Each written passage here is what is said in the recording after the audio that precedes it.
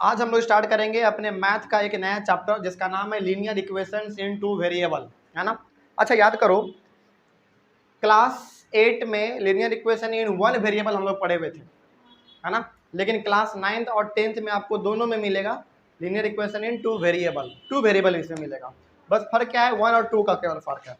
Class 9th में भी यही चीज़ है और क्लास 10th में भी यही चीज़ है। बस क्लास 10th में थोड़ा सा एडवांस हो जाता है और कुछ नहीं, लेकिन टू वेरिएबल उसमें भी रहेगा, टू वेरिएबल इसमें भी रहेगा। चैप्टर का नाम है लीनियर इक्वेशन इन टू वेरिएबल और क्लास 8 में हम लोग linear equation in one variable पढ़े हुए थे, तो कुछ आइडिया आप लोगों के पास लगभग होगा, थोड़ा बहुत तो होगा, है ना। भूल भी गए हैं तो कोई दिक्कत वाली बात नहीं है, क्योंकि हम लोग यहाँ पे तो हम पूरा बेसिक से लेकर स्टैंडर्ड तक चलेंगे, यानी कि आसान से लेकर थोड़ा सा हार्ड तक भी चलेंगे हम लोग, और कोशिश करेंगे हर एक चीज़ों को हम लोग समझते हुए चले, ठीक ना। तो चैप्टर का हेडिंग पहले हम लोग यहाँ पे लिख लेते हैं, linear equations in two variable. Linear equations in two variables.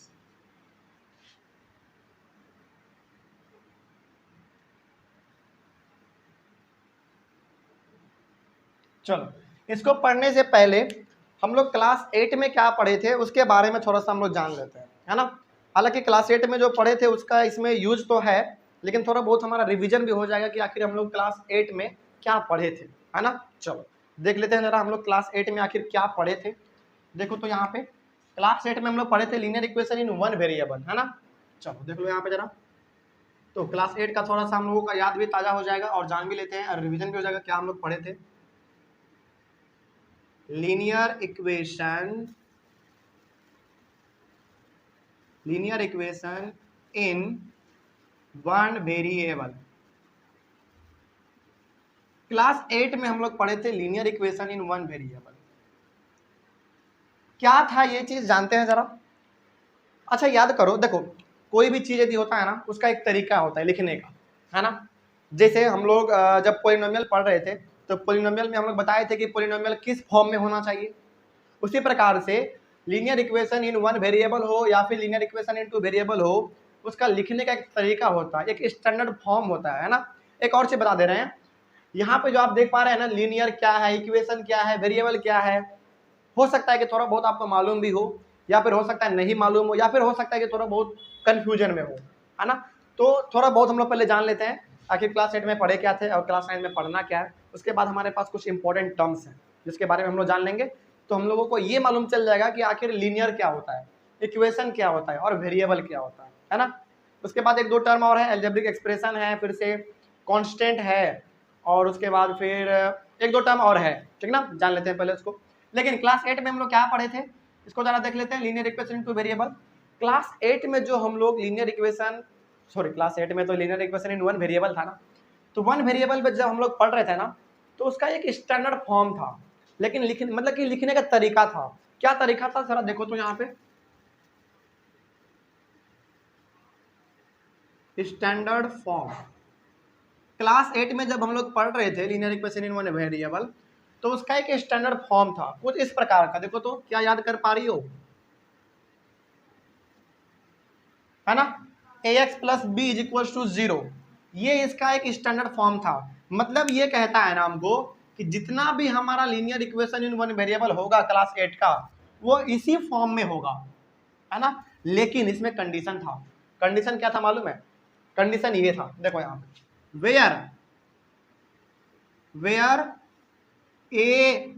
Where a and b are real numbers. इस वाले स्टैंडर्ड फॉर्म में जो आपको ए और बी दिख रहा है, ये दोनों हमारा क्या है? रियल नंबर है। और याद कीजिए हमारा रियल नंबर क्या होता है? रैशनल नंबर और इरेशनल नंबर का कॉम्बिनेशन, उसी को तो हम लोग रियल नंबर कहते हैं। याद आ गया होगा अपना चैप्टर नंबर पहला, नंबर सिस्टम जो हमारा है, याद आ गया। तो रियल नंबर हमारा दो प्रकार का होता है। पहला हमारा क्या होता है? रेशनल, और दूसरा इरेशनल। तो ये भी आपसे पूछ भी सकता है कि यदि हमारा यहाँ पे स्टैंडर्ड फॉर्म में जो यूज हुआ है ए और बी, यदि वो रियल नंबर है तो रियल नंबर होता क्या है? Real number are the combination of rational number and irrational number, बस, है ना। तो यहाँ पे हमारा हो गया पहला रैशनल नंबर होता है रियल नंबर, और दूसरा हमारा इरेशनल नंबर भी हम लोग कह देते हैं। इन दोनों के कॉम्बिनेशन को हम लोग कहते हैं रियल नंबर। अच्छा, यदि हम लोग एक दो एग्जांपल लेना चाहें तो क्या लिख सकते हैं? क्या हम लोग इसके रेशनल नंबर का एग्जांपल क्या हम लोग 2, 4/5 एटसेट्रा आगे लिख सकते हैं? क्या इसका rational number, sorry irrational number का एग्जांपल क्या हम लोग कुछ इस प्रकार का लिख सकते हैं क्या? √2, √3 एटसेट्रा लिख सकते हैं क्या? बिल्कुल लिख सकते हैं। तो इसका मतलब यहाँ से हम लोगों को ये समझ में आ गया कि ये जो हमारा रियल नंबर है, यानी कि जो ए और बी हमारा यदि स्टैंडर्ड फॉर्म में रियल नंबर है, तो ए के जगह पे हमारा कोई रेशनल नंबर भी हो सकता है, या फिर ए के जगह पर कोई हमारा इरेशनल नंबर भी हो सकता है, और होता भी है। जब हम लोग सवालों को सॉल्व करेंगे ना, उसको हम लोग जान भी लेंगे, ठीक है ना। तो ये हमारा हो गया यहाँ तक का बात। एक और जो इसमें सबसे बड़ा कंफ्यूजन होता है इसमें बच्चों को, वो ये होता है ना, अच्छा कंडीशन में, हाँ एक और चीज where a and b are real number and a is not equal to 0, मतलब कि ए का वैल्यू कभी भी 0 नहीं होना चाहिए, है ना। चलो, तो ये हो गया हमारा कंडीशन पूरा, और रियल नंबर आप समझ गए। एक कंफ्यूजन बच्चों को इसमें और भी रहता है कि सर यदि स्टैंडर्ड फॉर्म इसका ax प्लस बी है, तो चलिए एक इसका एग्जाम्पल लिख के दिखा दीजिए। एक एग्जाम्पल मान लो, यदि हम लोग चलो 4x प्लस 8 बराबर 0, जरा देखो तो क्या अपने ये स्टैंडर्ड फॉर्म में है क्या? यहाँ पे ए था, ए हमारा कोई भी रियल नंबर हो सकता है, या तो रेशनल है तो इरेशनल, तो हमारा यहाँ पे एक रेशनल नंबर है ना। उसके बाद फिर बी हमारा क्या था? एक रियल नंबर है, तो ये भी हमारा एक रेशनल नंबर है। तो हम यहाँ पे कह सकते हैं कि इसी स्टैंडर्ड फॉर्म में हमारा ये बिल्कुल है ना। लेकिन कंफ्यूजन बच्चों को इसमें ये होता है कि सर यदि यहाँ पे हमारा ax प्लस बी है, तो क्या हर एक नंबर प्लस में ही रहेगा क्या? नहीं, प्लस के जगह पे माइनस भी हो सकता है, बस इसका लिखने का तरीका ये है ना। तो यहाँ पे जो आप प्लस देख रहे हैं ना, तो एक और एग्जांपल हम लोग लिख सकते हैं कुछ इस प्रकार का, चलो कुछ इस प्रकार का 3x - 9 बराबर 0, ये भी हमारा स्टैंडर्ड फॉर्म में माना जाएगा। आपको यहाँ पे प्लस और माइनस का साइन देके घबराना नहीं है, वहां पे प्लस माइनस दोनों हो सकता है, समझ रहे बात को? दोनों हो सकता है हमारा। तो बच्चे को कंफ्यूजन इसी में होता है कि सर यहाँ पे प्लस है तो क्या माइनस आप कैसे लिख दिए? नहीं, माइनस भी हो सकता है इसमें। तो यदि यहाँ पे हम लोग प्लस के जगह पे माइनस भी लिख दे तो क्या कोई गलत होगा? कुछ गलत नहीं हो सकता।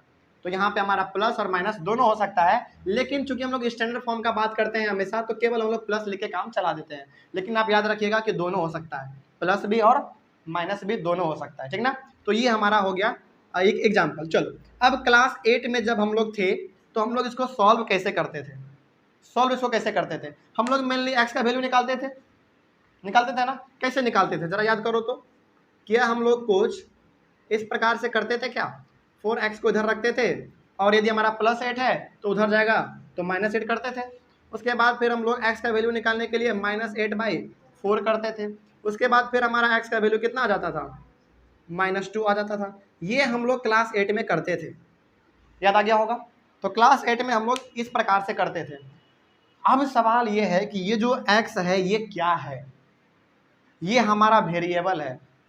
अभी हम लोग समझेंगे वेरिएबल क्या है, लीनियर क्या है, इक्वेशन क्या है, हम लोग समझेंगे, अभी डीप में समझेंगे। लेकिन फिलहाल अभी आपको ये क्लास 8 का थोड़ा बहुत तो याद एकदम बिल्कुल ताज़ा हो गया होगा, है ना। इसमें कोई डाउट नहीं है अब। चलो, ये हो गया हमारा linear equation in one variable, जो कि हम लोग अपने क्लास 8 में पढ़ा करते थे। लेकिन क्लास 9th में थोड़ा सा चीज़ एडवांस हो जाता है, लेकिन रहता वही चीज़ है ना। जो चीज़ आप क्लास 8 में पढ़े थे वही क्लास 9th में भी रहेगा, बस कुछ चीज़ है ना जो कि ऐड हो जाएगा, जुड़ जाएगा उसमें, और कुछ नहीं है इसमें, ठीक है। चलो, ये तो हो गया हमारा linear equation in one variable. आगे बढ़ते हैं फिर लीनियर इक्वेशन इन टू वेरिएबल क्या है, देखो यहाँ पे अब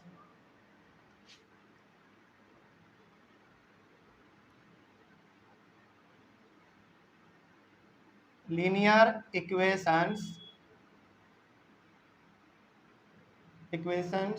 इन टू वेरिएबल्स।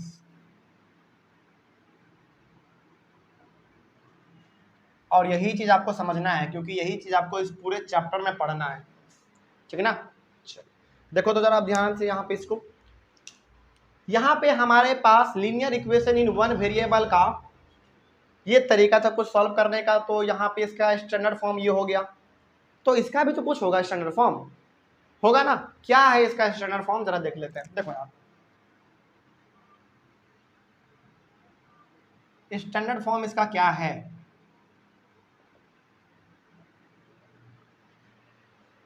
इसका स्टैंडर्ड फॉर्म इस प्रकार से कुछ ax प्लस बी। देखो जरा ध्यान से, जो इसमें था वही चीज उसमें भी रहेगा, लेकिन अब ऐड क्या होने वाला है, ऐड ये होने वाला है कि ax plus b y plus c बराबर 0, बस इतना ही ऐड होगा, बाकी तो वही चीज है। देख लो, क्या कोई दिक्कत है क्या इसमें, समझ में आ गया।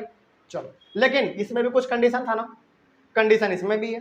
क्या कंडीशन इसमें है, जरा देखो यहाँ पे ध्यान से। देखो इसमें केवल ए और बी यूज हुआ था ना हमारा, लेकिन इसमें हमारा ए बी सी तीनों यूज हो रहा है, और इसमें हमारा ए बी रियल नंबर था, तो उसमें भी हमारा ए बी और सी रियल नंबर होगा, है ना। तो वेयर यहाँ पे लिखना पड़ता है कंडीशन में, where a b and c are real numbers. अब रियल नंबर्स है तो आपको मालूम चल गया होगा कि वो रैशनल भी हो सकता है, इरेशनल भी हो सकता है। क्या दोबारा इस प्रकार से हमको रियल लिखने का जरूरत है क्या, नहीं।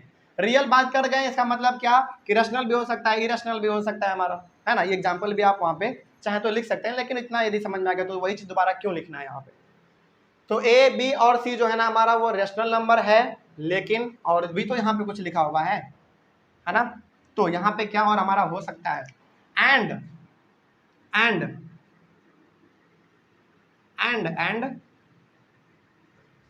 A is not equal to 0, B is not equal to 0, यानी कि A और B का जो वैल्यू है वो 0 के बराबर नहीं होना चाहिए। वो 0 के अलावा कुछ भी हो सकता है, लेकिन 0 नहीं होना चाहिए। अच्छा जरा सोचो तो, यदि 0 हो जाएगा A का वैल्यू, चलो मान लो यदि यहाँ पे हमारा A का वैल्यू 0 हो गया, तो 0 से आप x को मल्टीप्लाई करेंगे तो क्या आएगा, 0 आएगा। यदि 0 आ गया तो इसका स्टैंडर्ड फॉर्म गड़बड़ा आ जाएगा, फिर तो मेंटेन नहीं हो पाएगा ना। इसीलिए ए और बी का वैल्यू 0 नहीं हो सकता है, लेकिन यहाँ पे जो सी है ना, इसका वैल्यू 0 होगा तो चलेगा, ठीक है ना। और ये सी हमारा क्या कहलाता है अभी हम लोग जान लेंगे, बस अभी फिलहाल इसको समझ लो। क्या ये चीज समझ में आ गया, इसमें कोई डाउट है। चलो आगे बढ़ते हैं। फिर ये तो हमारा हो गया कुछ छोटी मोटी बातें, उसके बाद फिर ये हम लोग को पढ़ना है क्लास 9th में। इसका स्टैंडर्ड फॉर्म ये हमारा हो गया, इसमें ए और बी और सी हमारा रियल नंबर है, हाँ रियल नंबर है, और ए और बी का वैल्यू 0 नहीं होना चाहिए। और रियल नंबर आपको मालूम है क्या होता है, रैशनल और इरेशनल का दोनों का कॉम्बिनेशन होता है। चलो अब इसका एक एग्जांपल देख लेते हैं हम लोग, ठीक है ना। देखो यहाँ पे एक एग्जांपल देखो, एक एग्जांपल देख लेते हैं हम लोग। अब जरा देखो, अच्छा यहाँ पे जो स्टैंडर्ड फॉर्म लिखा हुआ है और यहाँ पे जो स्टैंडर्ड फॉर्म हमारा लिखा हुआ है, इसी से हम लोग एक एग्जांपल यहाँ पे बनाए थे। क्या उसको देख के एक एग्जांपल बना के बता सकती हो। जैसे यहाँ पे हम लोग ax प्लस बी था, तो हम लोग इस प्रकार का कुछ बनाए थे ना, तो वहां पे क्या कुछ ऐसा बना के दिखा सकती हो हमको।